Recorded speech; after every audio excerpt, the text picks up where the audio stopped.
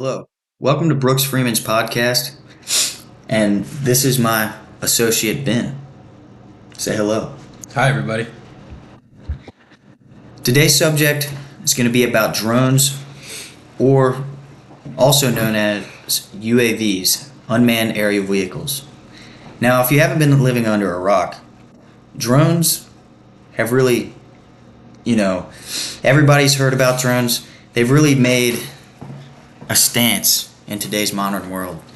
They're used for law enforcement, search and rescue, agriculture, land development, but were originally made for military use, photography, used for everything.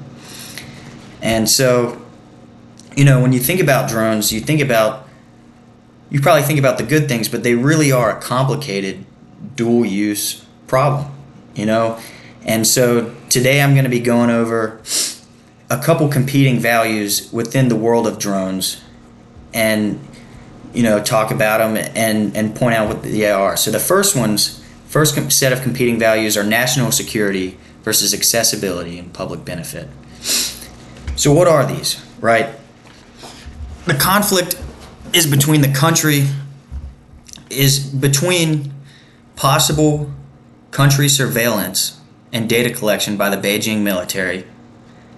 And previously, 80% of the drones sold in the United States that were used for, I'll say public benefit, meaning law enforcement, search and rescue, 80% of them came from China, and mainly two specific companies, DJI and Autel Robotics. And somewhat recently, they've been completely banned from selling them in the United States. And so the conflict is between the accessibility to cheap drones and, national security. Is the Beijing military spying on us? They have suspicions that they are.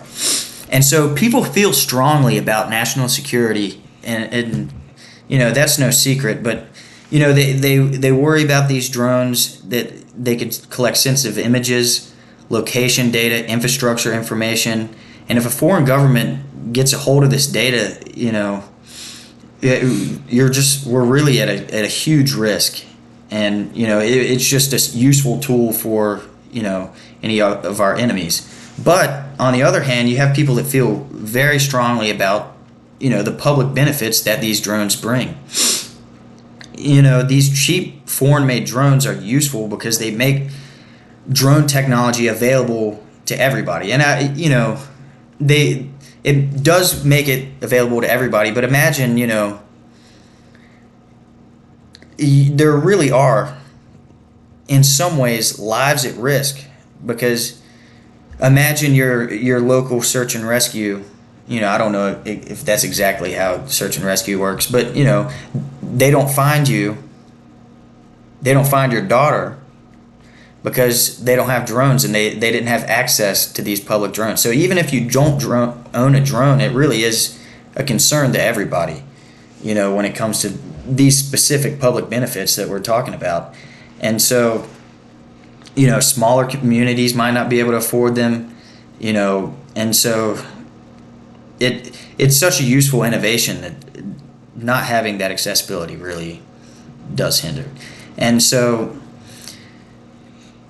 it really it's between national security and public agencies that'll use it for good.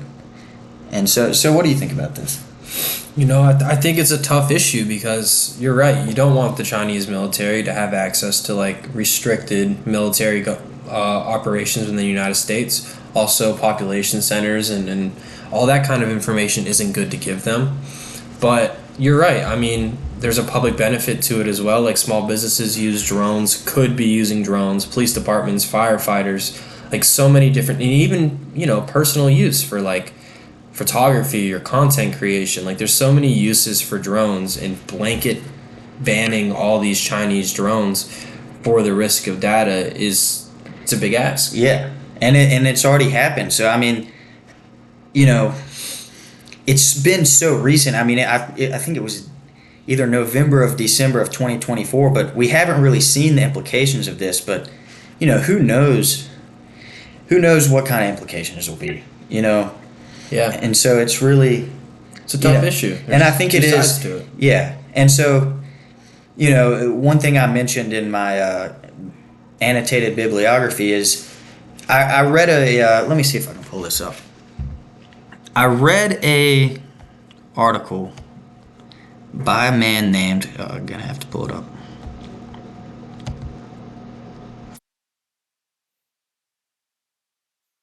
God, I can't even say his name. Lupacini. Yeah. But he basically talks about, this is back in 2015, talks about the differences between, or he talks about the risks of drones at that time, and then this is something completely out of the scope that he was even able to think about, like he talked about surveillance and stuff, but then but mainly dilemmas that are outside of the scope of this. So it really is an emerging issue, and it shows how crazy the dual use technology of drones really is, because we're in a growing world. It's one technology that's just kept going. So we're going to move on to competing values. Number 2, innovation versus Proliferation control. Yeah. This isn't the first take for this podcast. The other 2 takes still couldn't say that word. So I promise it's not just me, or it is just me. Yeah. Okay, so what are these values? This conflict is between encouraging drone development for civilian progress and controlling, but also at the same time, controlling the spread of drone technology that could be used for harmful purposes. So basically, banning military drones, but not banning, any other drone. So the same drones we were talking about that are used for search and rescue and law enforcement and agriculture, it's really between that. So people feel strongly about innovation. Drones have completely, changed the landscape in a lot of ways of our modern world. I worked for a pool company, and they had multiple drones that they used, and they would go around and basically 3D scan people's entire houses, back porch, backyard, and so they could build a pool in CAD, figure out exactly how many materials they need. It just made everything more efficient. So, and that's just one example that I've had personal up close experience with. But people feel strongly about innovation, and it just It's helpful in fields like agriculture, land surveying, construction, delivery services. So there's a lot of fields for sure. Yeah, and they're just growing, and they're finding other ways to be used. Disaster response, research, construction, photography, huge engineering tools. So people feel strongly about innovation, and they love it. It's making everybody's life easier. But the other side of that is, people support stronger control of drones that are easy to modify, that are used by the military, surveillance, smuggling, terrorism. These drones, they're very, when it comes down to it, if you ban, people want military drones banned.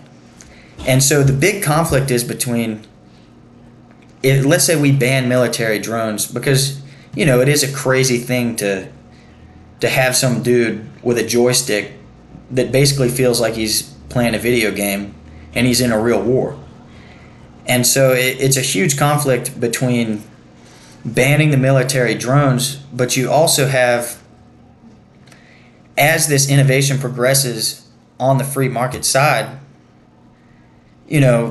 what keeps that being used as a military drone? Yeah, and I think that's an important issue here. Is you have these Chinese drones that are, if we allowed the sale of them, they're relatively cheap, and they can be turned into military drones by terrorists or average citizens who just want to do harm and do bad to other people. Yeah, so that's a big problem here. And so, you think about like it's not the first time there have ever been protests about our military, and it's not the only thing going on right now. So it really is just sensitive issue, and understandably so.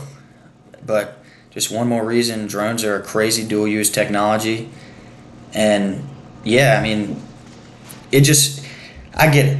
It's just not going to help.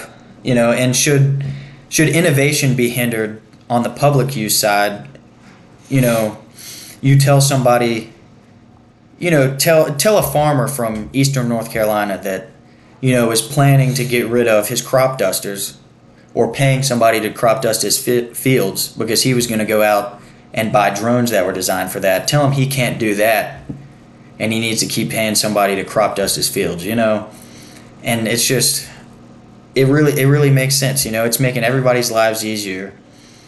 And so just, is it worth possibly saving lives? And it's hard to say. And will it really save lives? Yeah. So it's hard to say. And these drones are made out of simple technology, And I think that's an important, like what you said earlier, you worked for a pool company that used it. I know you personally, so I know that was a pretty small pool company. But would they be able to afford a non-Chinese drone, a drone that would cost them a lot more money to buy? Yeah, going back to the banning Chinese drones, yeah. Yeah. No. And it just really is, it's crazy. So, all right, so I'm going to keep moving on. Last set of competing values. Pause it. Okay. Going down to the third set of competing values, we've got public benefit and personal freedom versus misuse and privacy risks. So what is this? Public benefit, gone over a little bit before, but really anybody publicly that would use a drone, is it agriculture? It's not really one thing. It can be, the 12-year-old that wants a drone to fly around and, take pictures of his garden. It really doesn't matter. But we're that versus the misuse and privacy risks, where somebody could take a normal drone, and they made a South Park episode about it, and just use it for harm, spying on your neighbor, whatever it is. Stalking and harassing people. Or just, and we see this in the Middle East, strapping a damn bomb to a normal drone and terrorist attacks, but really it's a broad misuse and then a broad, personal freedom. And so should these drones be banned for personal use because of the opportunity that some people might take to misuse them, And I think it's really hard, a lot of the, when researching all of these topics, a lot of God, I can't even say this right. When talking about regulation of drones, they were always compared to other dual-use technologies. And drones are so much different because you talk about nuclear weapons and, uranium is highly, hard to get your hands on. And, in the Iran right now, they're freaking out about like a certain amount of uranium, but like these are made out of simple technology, and like anybody can get their hands on it. And so it's bizarre, but people feel strongly about public benefit and freedom. Many people see drones as tools to expand what they can individually do or what their business can do. Yeah. And sort of the same stuff that we went over before with the use cases, but people people feel like they have the right to use drones, but people also feel strongly about the misuse and privacy risk because they worry that drones could easily, and they can, invade personal privacy, fly over homes, record people without permission, collect sensitive data. I mean, they can be modified into weapons, like mentioned before. So from this view, public access needs limits because the person's freedom to use a drone can interfere with another person's privacy or safety. And it makes sense, but we live in a free country, and it's just hard to say. I mean, there's a lot of things that can be misused, and that are often, but drones, people talk about when you think about gun control, I feel like one big argument you hear is like, oh, well, your car can be a weapon too, but your car, it's, it can be used as a weapon, but I think that drones are easier to misuse than a car, other than obviously speeding or whatever, but that's not as, I would rather have someone speeding through my neighborhood than some dude trying to check me out while I'm changing clothes through my window with a drone. So, do you have any input on this? Yeah, for sure. I mean, if you want to ban use of drones in the U.S., it's going to be pretty difficult because we're a country that likes to stand on freedom. Yeah. People hold their freedom to do things very highly, but there's definitely privacy risk, and that's taking from your freedom. If your privacy is being taken, that's part of your freedom. So there needs to be like a good balance here. I mean, there's two good perspectives here that both need to be considered when considering policy with drones. So it's important to keep both of those in mind and try your best to balance them both, make everybody happy. Yeah, and that's what makes. I mean, honestly, that's what makes a interesting dual use technology. And going over all these it is hard to balance. Yeah. It's hard to. There really is no one size fits all thing, and there's no one size fits all between regulating different dual use technologies, and that's what drew me to drones so much, is that they aren't the same, and people have been trying to solve the problem with solutions to other problems, and it just won't work. So, and it seems to me they need drone specific policies. Instead of trying to lump them into other policies that already exist. Yeah, and I think drones are particularly crazy, because you think we're going staying on public benefits or personal freedom and misuse. Drones are made from simple technology. There is no uranium in a drone. There's nothing crazy. And so what keeps, let's say you ban drones, and little Timmy can't fly his drone, and then you've got the guy that would have misused the drones and can't get his hands on him, but he's still a creep, and he goes out and he builds his own drone, and now he's spying on people, and nobody else can use it for what they want to use it for sure. Yeah. So it really is, there are no clear answers. I wish there were clear answers to any of these issues pointed out, but there just really aren't. And so I think I'm going to start wrapping it up. Let's go down to my conclusion. But hold on. I can't believe you can see it better than me. It's right here. Yeah, there we go. Yeah, so in conclusion, drones are an example of emergent technology that creates astounding benefits while having serious risks. While being valuable tools for industries and individuals, they have risks of being used as weapons and tools to invade privacy, making them hard to regulate without creating more problems. And that's really what it is, especially when you get in, especially in America, man. You're going to go through problems when people feel like they aren't free. That's true. I mean, that's just a big one. And so, free bird.